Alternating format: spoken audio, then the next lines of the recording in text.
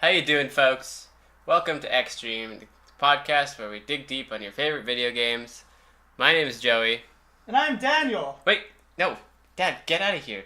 That was just my stupid roommate, guys. Zach is on vacation, if you couldn't tell. So, for the next few weeks, we're going to do something different. We're going to play some clip shows, some old episodes. So, enjoy that. And me. No, shut up.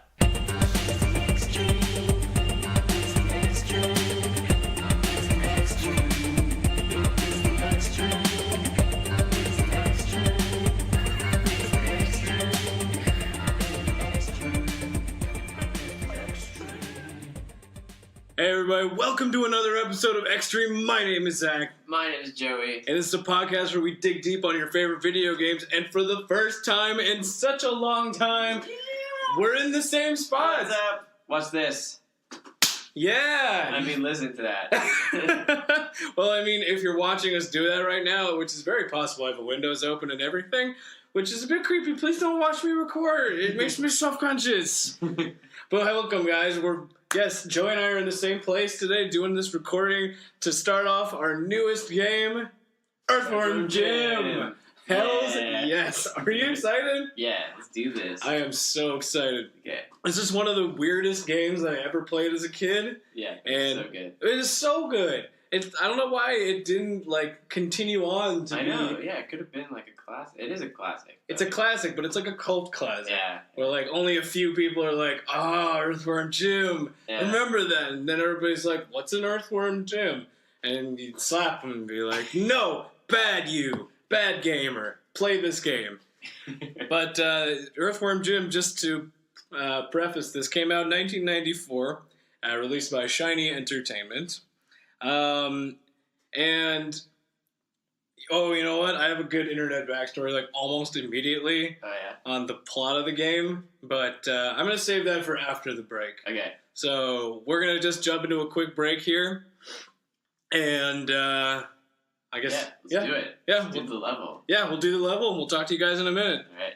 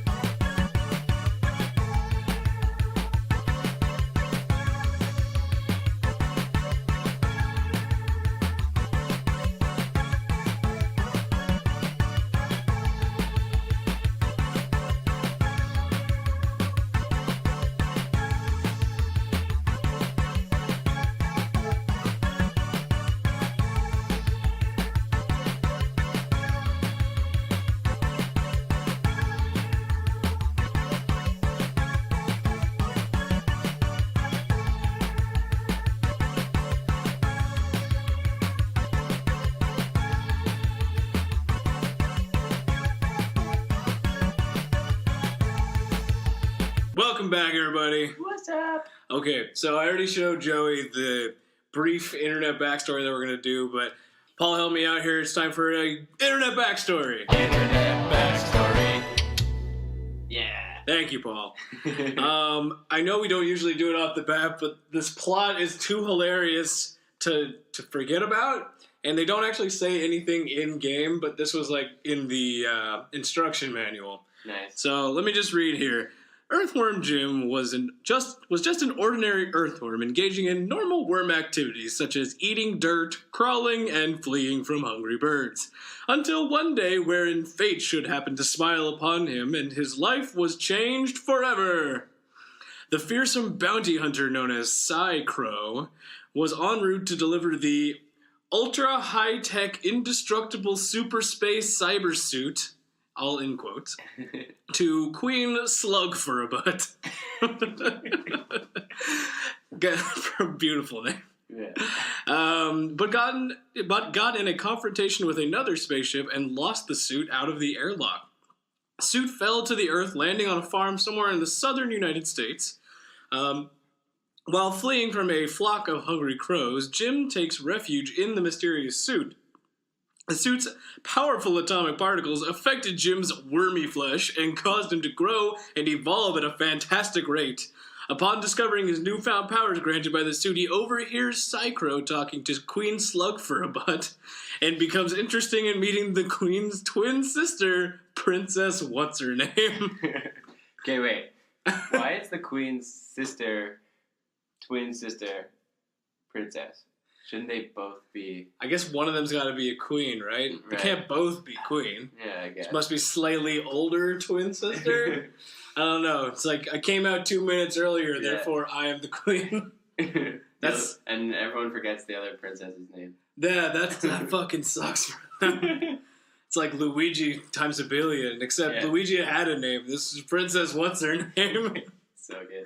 But I had to call that out. It's such a fucking funny backstory. Yeah. But the game itself, you just press start and you're in it. Yeah. I Like, love that. That's fucking... I want every game to be like that. Yeah, you push start and you're just playing the fucking game. It's like no fanfare or anything. No instructions. No instructions, just like, here, you're in the game now. But we are listening to one of the most jamminest tracks. Yeah. Man. It sounded really good, right? Yeah, that's what makes this game also classic. Yes. The soundtrack by Tommy Tallarico.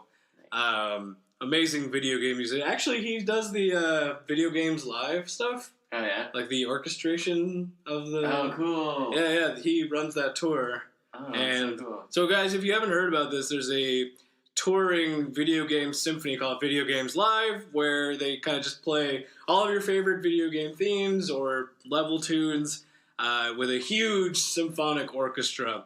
It's incredible. And then in the background, they have like footage of the game. Oh, one time when I went, they had they did Smash Brothers. They invited like 4 people to play it on stage while they did it. I was too nervous to go up. I was like, holy shit, that would have been so funny. You would have beaten everyone too quickly. It wouldn't have been fun. But like this is a crazy show. I'd recommend going if you ever get a chance. Yeah. But yeah, Tommy Tallarico, and then back to this. Like, holy shit. The music here is fantastic. Yeah. And in the background, they're already starting to... I see how much care was put into the design and like even the foreground, background elements. Yeah. To what I assume is the plot, or a part of the plot. This real plot is just thinly veiled nothingness. Just like thrown in there just because. You know what? Kind of thing. You know what it reminds me of? It's like a Ren and Stimpy cartoon. Yeah. If it was a video game. It did like remind me of something. Ren and Right? Stimpy is a good one. It's just like the same crazy art style, same crazy storytelling. Yeah. Just like irreverent humor of bullshit everywhere. Over the top, just nonsensical. It's amazing. And they just kind of revel in that. And like one of the things they're talking about is just the cow launching. Yeah.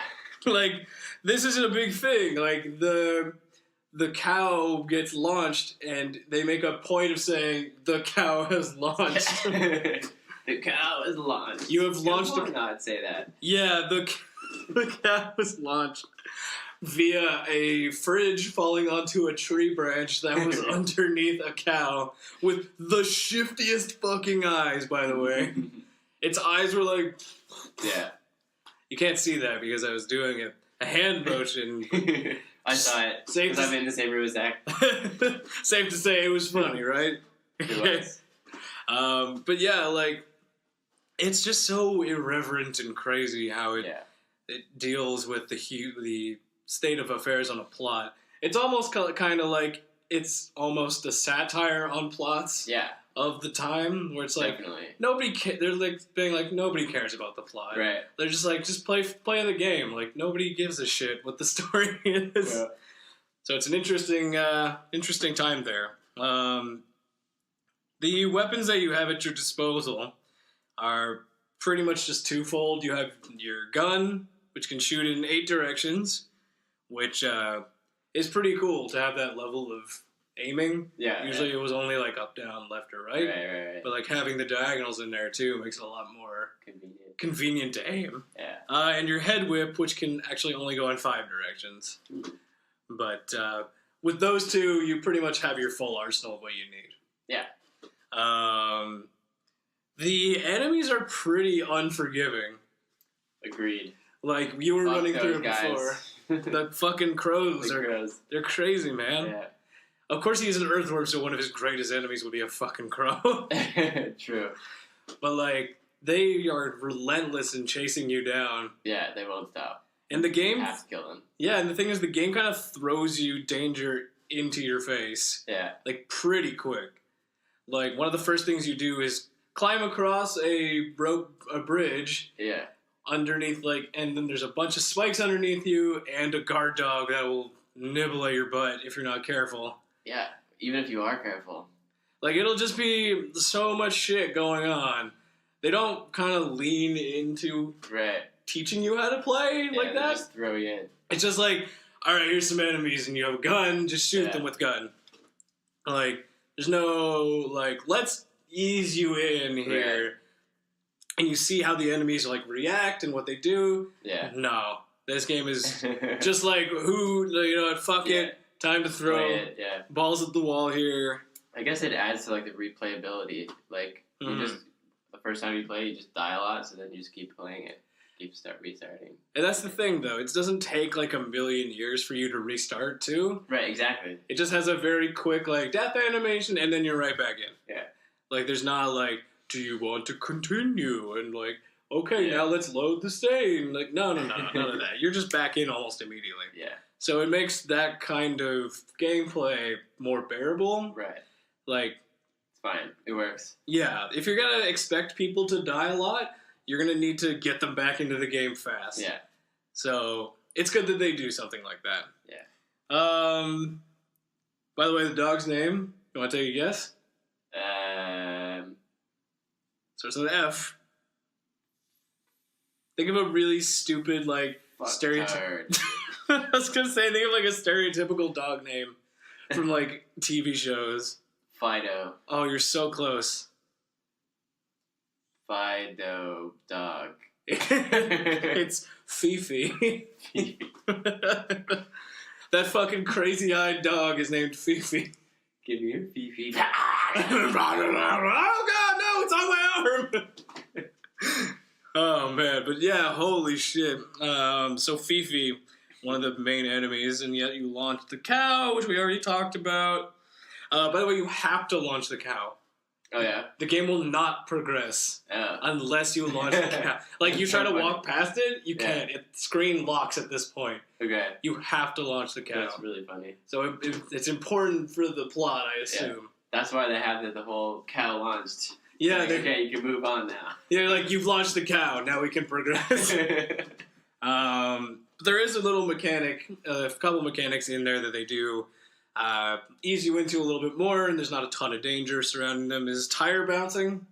Yeah. So they had a bunch of tires because it's a tire yard, because it's a junk city.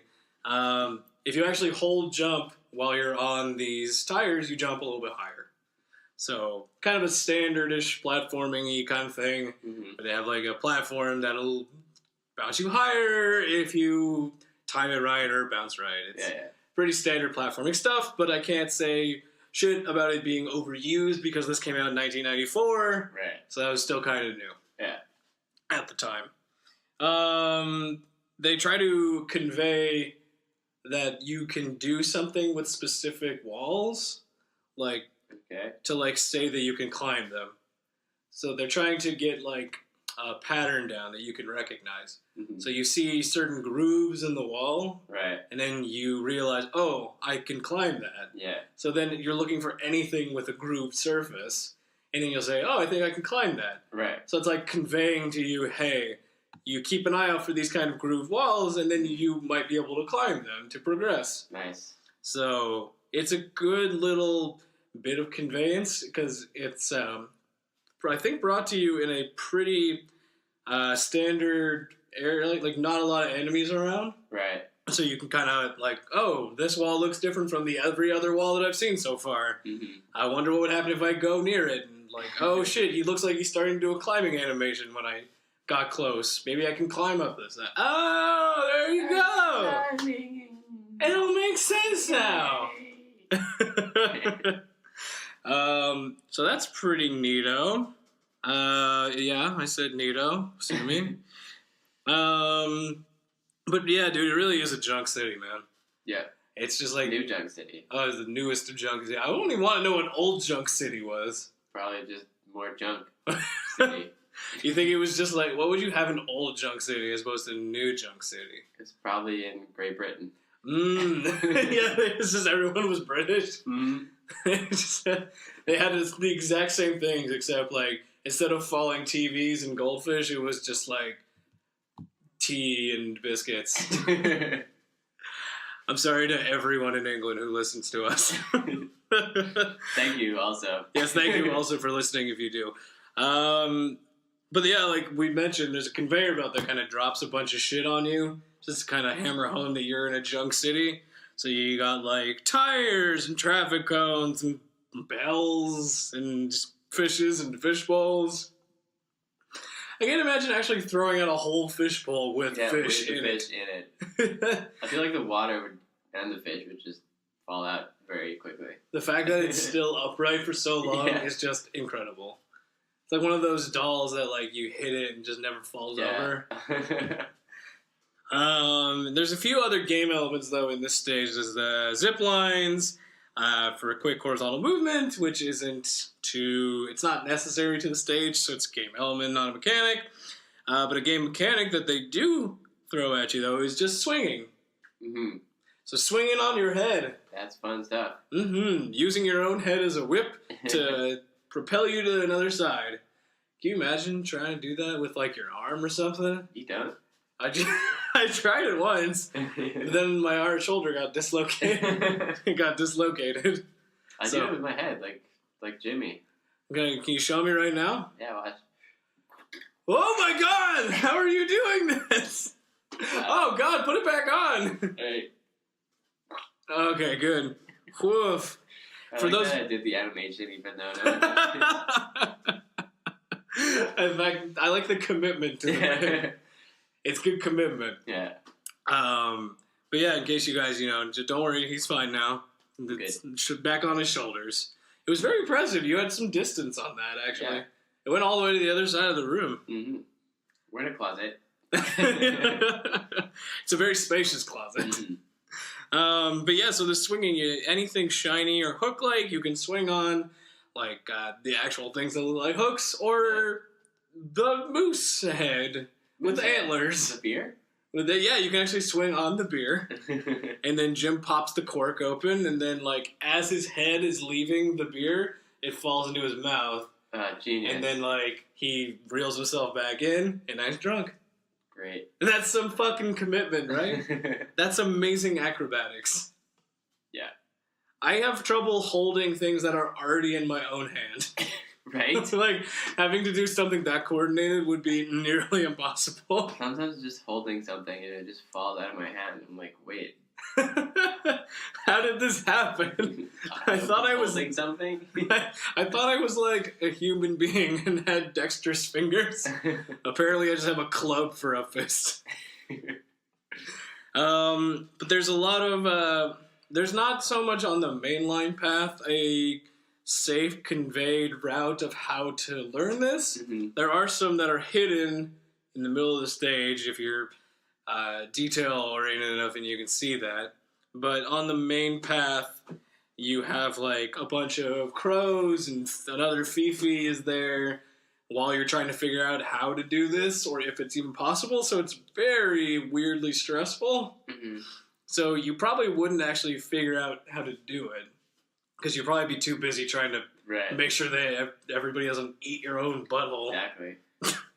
And there's other times where there's just spikes below. It's very kind of... The whole game so far seems to be just kind of throw you into the fire. Yeah. And then just, I hope you don't die. Right. Or if you do die, do it again. Yeah, just keep going. It's fine. Yeah. But again, the way that gets you back into the game quickly enough is... pretty convenient and key. God loves Super Nintendo.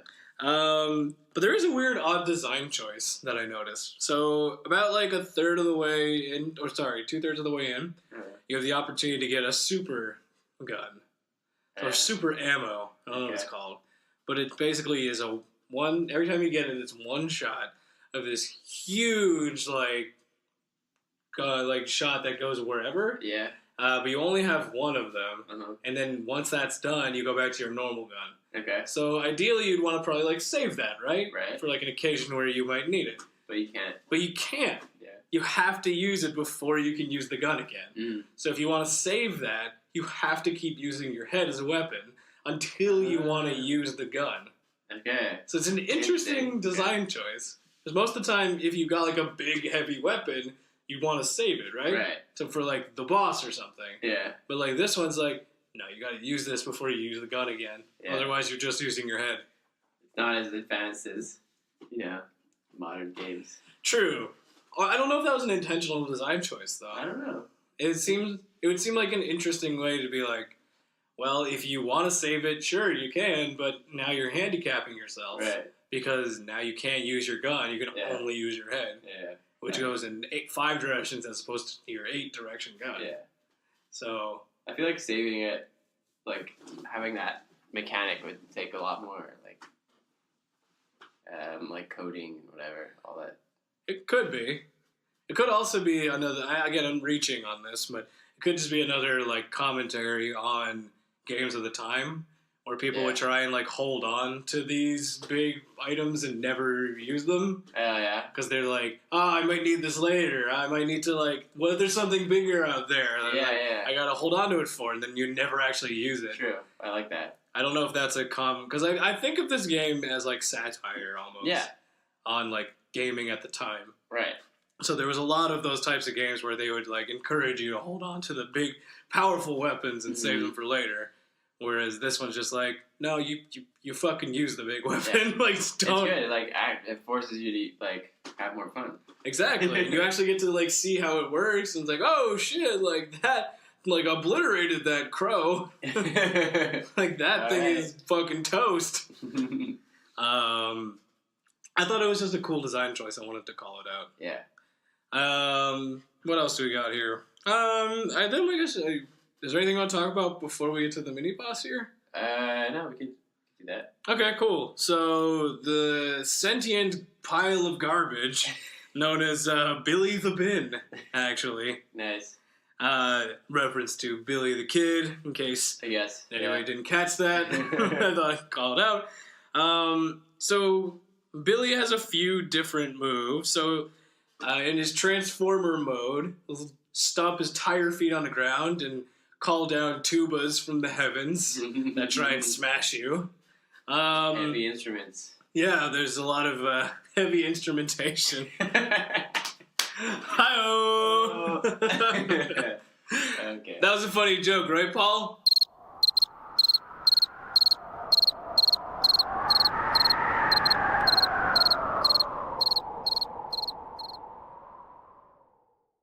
Oh, Paul, you're the best. So funny. Such a witty retort. He's not gonna put anything. He's not gonna... now that you said it, now he's gonna put like the biggest thing in. Yeah, that was what I wanted to do. But yeah, so there's falling tubas, turn into a tank after you hit him enough and just kind of explode out anvils in your direction.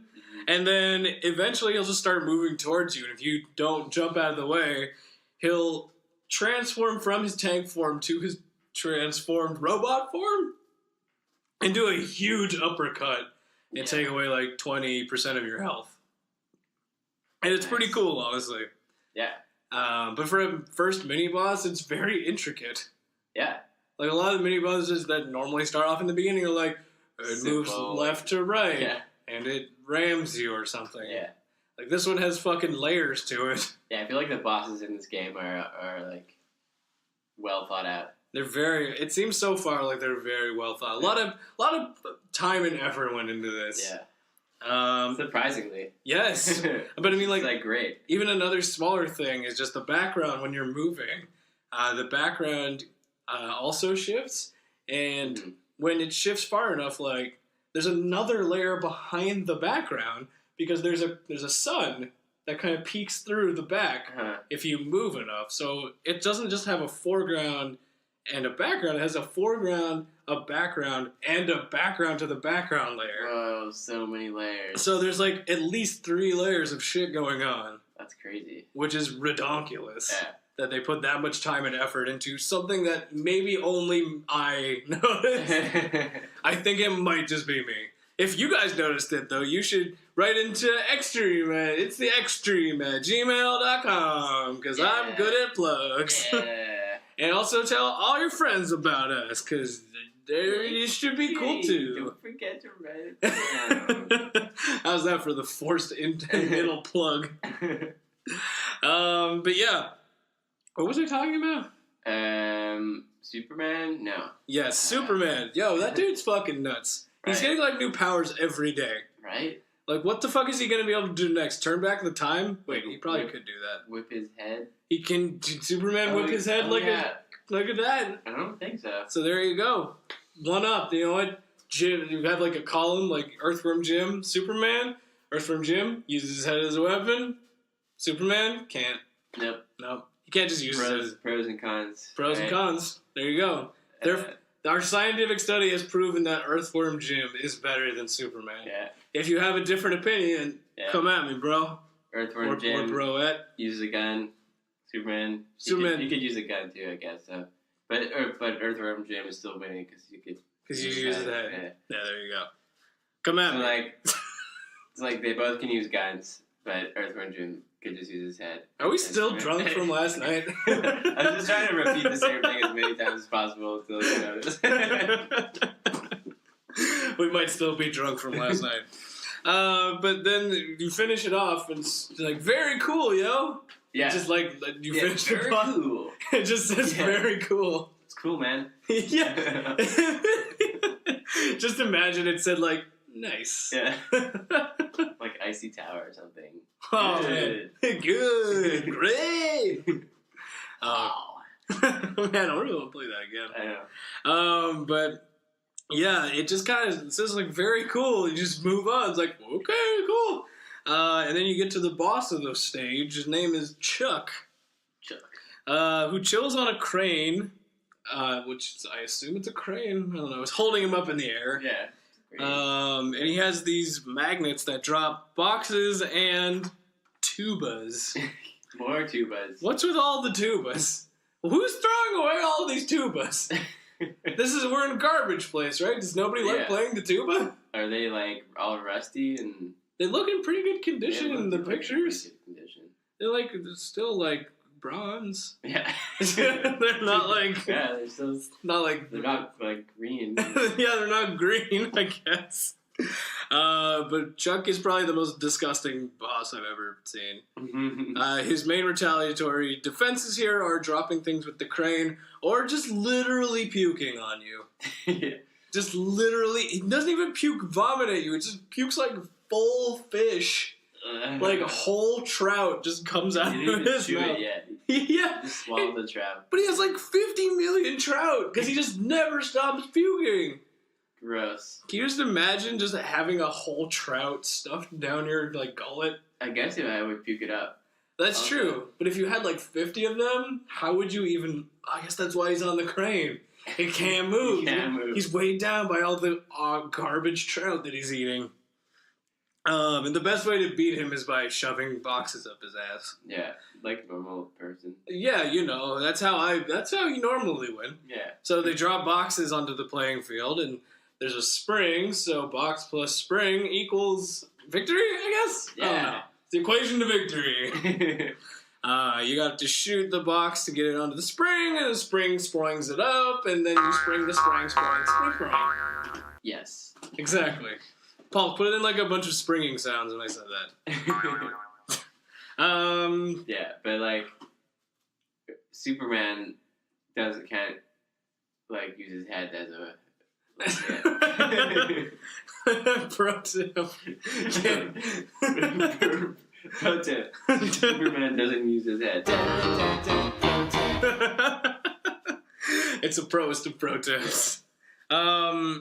So then it's actually an interesting progression of the boss fight. So after 2 hits, the crane he's on starts moving as he's puking out the trout.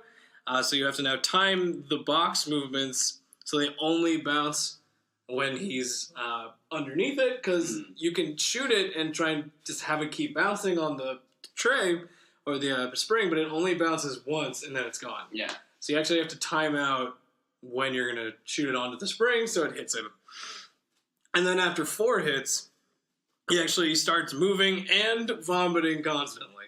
Yeah. Just constant movement and puking. It's just the grossest fucking thing. It's like this guy Chuck that I know also. Did he also go on like a tilt-a-whirl or something and just like puke it out everywhere? Basically. Oh god, I'm never hanging out with your friend. And then you beat Chuck. Chuck. Fucking Chuck. I was gonna say, it seems like a long time coming. Why didn't you say fuck Chuck? Fuck Chuck. Fuck Chuck. And then Jim pulls out his pocket rocket and we blast off again. Yeah. Into groovy. Groovy. Yeah, and this is actually groovy. This is a pretty groovy start. Yeah. But I think because we just finished the stage here, we're going to do a quick... It's going to be... Well, shit. Well... No, you know what? Let's just take a break. Yeah. And then... we'll be right back. We'll be right back. And should we take out our own pocket rocket? Alright. Alright. Is that a euphemism? No, that's the different kind of rocket. Alright, so if I pull out my pocket rocket... Whipping it out. And whip out my pocket rocket. And then... shoot it at each other. and it would fly off. We gotta wind it up. Alright, so here's winding. Wrong winding! Oh, rewinding, no.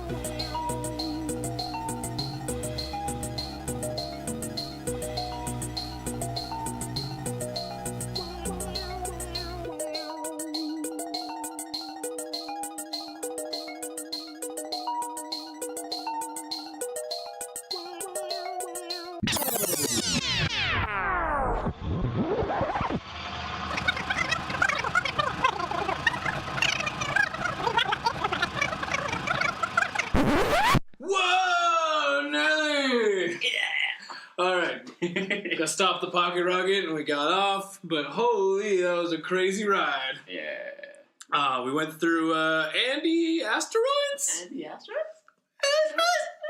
What question mark? Did we? I don't know. Yes, was it Andy? I don't even know why it's called Andy Asteroids, but like Question mark. it's Andy Asteroids. Yeah. I don't even know. It's funny. It is very funny. It's actually kind of like a miniature bonus level, Yeah. but we wanted to talk about it here because we're not going to keep talking about it each time. Yeah, just give it a shout out. Give it a shout out here in the beginning when we talk about all the beginning stuff, so we don't have to keep going over it and over it and over it. But Andy Asteroids is a very fun little stage. Granted, it's quick, but we still wanted to talk about it. Yeah. So you have to race that Psychro fellow that we mentioned in the beginning. And it's like an on-rails kind of race. Mm-hmm. So like what you're doing is you're just holding A to accelerate, and then you're moving Jim left or right as he's on this little wormhole to the next stage. Yeah.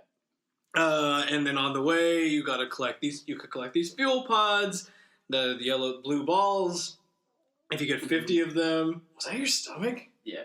Holy, we just ate, dude. It was water digesting. What? Pro tip. Drink water to stay hydrated. That's a good pro tip.